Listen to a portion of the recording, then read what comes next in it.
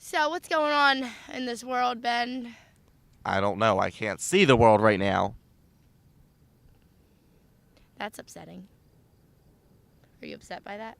Yeah, and I'm laying in this grass, but that's all buggy. There's probably geese poop in it. Ben's so mad at me because I made him lay in the grass. I'm Oh, not feeling Ben. this grass. If I get a grass stain on my shirt is cream. Do I have a grass stain on my... I just drew on myself. My shirt is cream. Grass stains on cream do not look good. You know what else doesn't look good on cream? What? You. Wow, You're welcome. that hurt. Kind of. Either way, what's going on? Why are we laying in grass? We're laying in grass because Bette came for an interview. That is the answer. Do you know what she interviewed about? I do not. Neither do I. I was not there. I believe it has something to do with urban farming. And grass has to do with farming. Yeah, I mean, you can farm grass. You can. Yeah, you grow grass and then you sell it. It's called sod. Can you buy my grass, man? Yeah. Buy it. I'm not buying your grass. You stole my glasses. And you All right. let me lay in grass. I'll trade you. So you get a grass and I'll take your glasses. Either way, let's go check out this interview with Bette Banjack about urban farming because I don't want to lay in this grass any longer. Go check it out. Hi, this is Bette Banjack, and I'm back in the studio today, at the Eagle Studio at the high school, and we're not cooking. You know, I was usually here when we were actually cooking, but I have been doing some interviews on the food-related issues that's related to cooking and how it impacts and things like that. Today, my special guest is Caleb Derby, Hello. and Caleb is the owner of the Edible Forrest Urban Farm. That's right, Right. Bette. I got that down. Actually, we're the only urban farm here in Norristown. Yeah, I know. I think that's wonderful, but I think it's a joke. It's not a joke, but it's a joke, you know, when we say it that way. And you started this farm, and tell us a little bit about how and why you started it, and we'll go from there. Yeah, so about 5 years ago, Bette, I moved here to the Philadelphia area, well, actually to Norristown, and I had just recently gotten out of the military, and I was looking for a place to buy. And I found this piece of property with a lot of land meaning 2 city blocks, or 2 city lots. How much area is that? It's about 1/5 of an acre, roughly. It's so big. It is, and I always tell people the reason I started farming there is that I hate mowing grass, and naturally growing a garden there is definitely, there's a lot more work involved than just mowing the grass, but it's a lot more rewarding at that. You started out with your brother, right? Yes. You have a twin brother. I have a twin. He looks just like me, so we're basically both on set right now. Oh, okay. Two of them. That's actually 2 and 1, right? Tell us a little more about how you came up. I know how you came up with the idea of farming. You just told us, but how did you really get into farming? I mean, farming's a little off center. If you're living in Norristown. True. So you have a concept behind this? Well, I've always been close to very, very healthy eating, very natural practices. Growing up, I come from a family that I've got 12 siblings, and 13. yeah, so it's really large. We grew food in my family because we had to, because it was a lot cheaper. And so I kind of was forced into starting that way, you know, weeding the garden with my parents and whatnot. You didn't have a farm then; it was like a garden, a big No, garden. it was just a big garden on a small suburban lot, so it wasn't farming per se, but we learned a lot of necessary skills, and I learned then that farming is just a lot of trial and error. And because I know the quality and the taste of local, fresh, delicious food, I've always been close to that, and so that's kind of what prompted me to go into starting my own You said urban the health farm. issues were important. Yeah. I care a lot about health, quality of food. To me, the urban farm is all chemical free. We can't say organic because it's not certified, but we don't use any chemicals. We use completely natural practices because I care about everything being as natural as possible to it. And I believe the quality of the food represents that as well. Now, you're a vegetarian. I knew that. Yes. You told me that. Yes. And you have 4 ducks on your farm. Yeah, little ducklings. We just got baby ducks a couple weeks ago, and they're so cute. I know. They walk around and they waddle up and down. And I was concerned they were going to get out the back way, but you said they seem to gravitate back to their home. If there's feed and water there, they don't really go far. Yeah, they've established where their home is right in the center of the garden, which is so central to what we want them for. And then they kind of wander out, and we keep an eye on them. If we're not there, we'll kind of herd them into an area so that they're not going to run away. What do you want them to do? Well, that's a really good question, Betty. We got them for a couple reasons. One, for looking cute. I mean, come on. Yeah. It'll bring everybody to the farm. Yeah. But also, ducks eat insects. And so a very natural practice of taking care of like insect management and whatnot is having something there to eat, like slugs, eat other bugs that might be eating the plants. Yum. And so the ducks will be taking care of that, and while they're wandering through the rows, they'll also be fertilizing, and so there's a lot of nutrients that are going back into the ground. And the eggs. And yes, they will be laying eggs. So How many? Are they all females, the ducks? No, we have some males and females.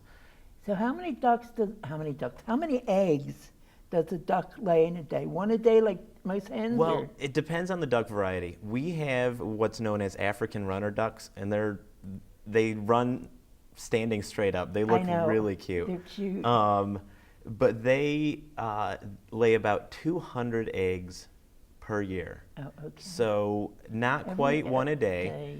Yeah. But if we have 3 females, that's, I don't know. That's 600 eggs. Yeah, quite a bit. And so we can either sell that to the community or give it out in our CSA shares or whatever. And those like fresh eggs, I'm sure as a cook, Betty, you know the difference between an egg that you'll get in the store and an egg that you get straight from the farm, and just the vibrancy of the yolk and everything.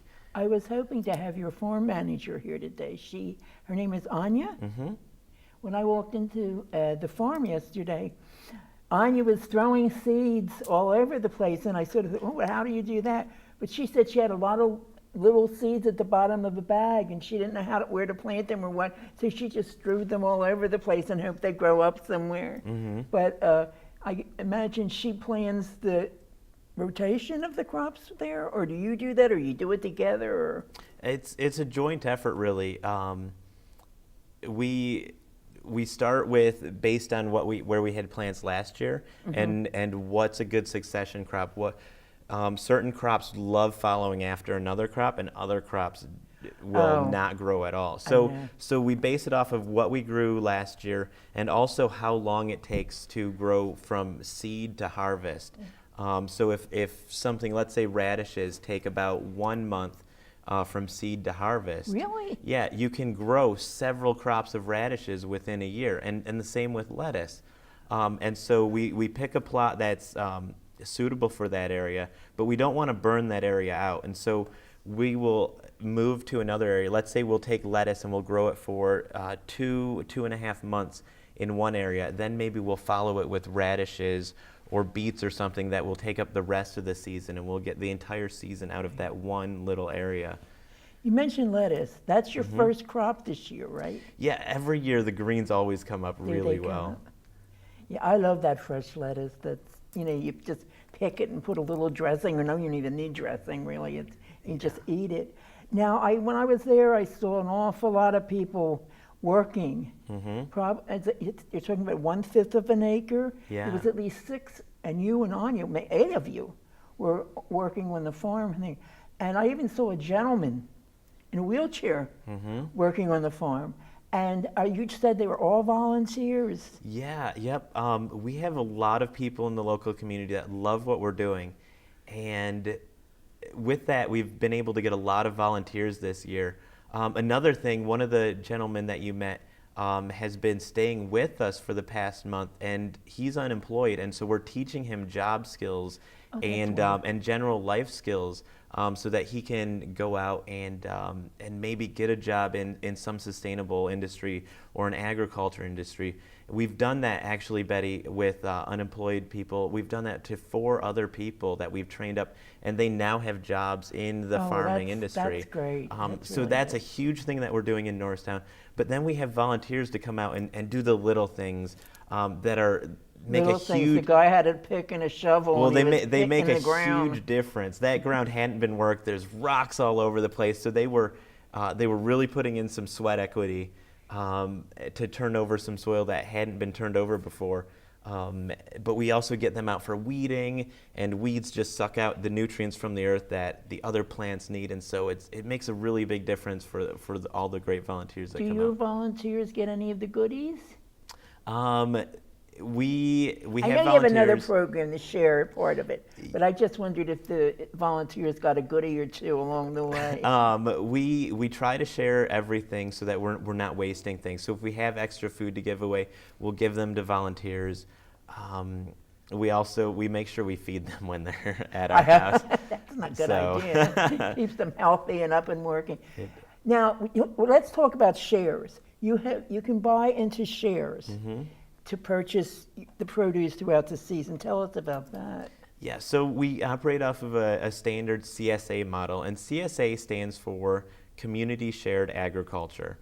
And so essentially what it is, it takes the risk that a farmer has. A farmer could have a terrible season, a farmer could have a great season, but it evens out that risk so that a farmer doesn't have to go under and stop farming. So essentially somebody will, a family or a person will sign up for a share for the entire season, and they'll get a share of everything that's grown. And so if the farmer has a really great year, the community member that bought into that share benefits from that. If the farmer has a miserable year, the community is there to support the farmer and say, hey, we really like what you're doing. We understand this was one bad year, but we know you're going to come back. And so the community it's basically like banding around the farmer to continue to support what they're doing. It's like that communal. It is. And we strive to foster community at Edible Forest. Well, I asked you this before, and your neighbors. Mm-hmm. They're not volunteers; they're your neighbors. But are you well received into the neighborhood? Because it is a farm, a working farm in the middle of a town, mm-hmm. and it isn't the most aesthetic looking. You know what I'm saying? When it's grown and green, I'm sure. But you see mounds of hay and you see dirt, and you know. It's not your typical manicured lawn environment, is what I think you're trying to say. Yeah. Yeah. Well, that's really cool. Like moving into that piece of property, we didn't know who our neighbors were, if they would receive it well, etc. But we started putting in the garden for the first year. And our neighbors on all sides of us came out and just commended us, like how great and wonderful what we were doing. And so far, our neighbors still seem to love us. They haven't said anything contrary. But that's important, because all you need is one neighbor who doesn't really, especially if they're mm-hmm. attached to you. One neighbor they don't need, Betty, here's a really funny story. We moved in and started our garden, our farm, and my neighbor just to the north of me, she's always had a little tiny piece of property, but when we put in our garden and farm, she expanded her garden to her entire yard and then planted all along the fence row. It's like we were competing against farms. I remember I had a great aunt who lived in a factory town in New Jersey, mm-hmm. and her yard was 16 by 18 or something. It was all garden except for the path to go to the back gate. So I think that's really great. One thing I want to touch on too is you go to the farmers market here in Norristown. We haven't been yet, actually. When does that open? That opens soon, I think. It opens the first Thursday of June, and I believe it runs all the way through October. Is it October? Okay. Almost up to Thanksgiving. Mm-hmm. Some of them come in. I remember, because I do shop there. So we're planning this year. We haven't been yet, and I know there's one farm that comes in from New Jersey that sells there, which is a wonderful thing to have in the Norristown community. I think all of Norristown should have access to fresh fruit and veggies.